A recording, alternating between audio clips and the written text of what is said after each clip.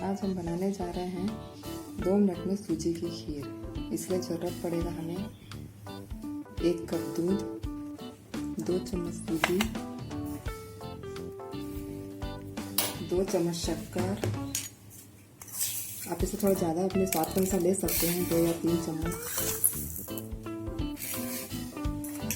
थोड़े dry fruits, इलायची, जायफल का पाउडर और नमक चुटकी भर। 1 कप दूध देंगे,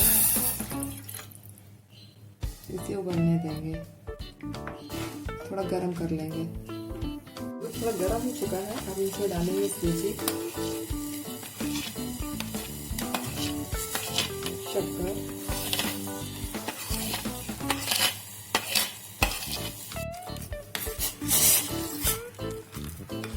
इसे 1 मिनट पका लेना है।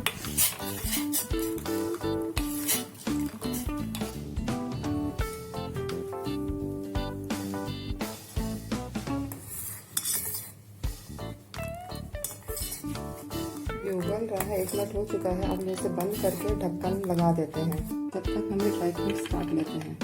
अब इसमें डालते हैं ड्राई फ्रूट्स, इलायची पाउडर,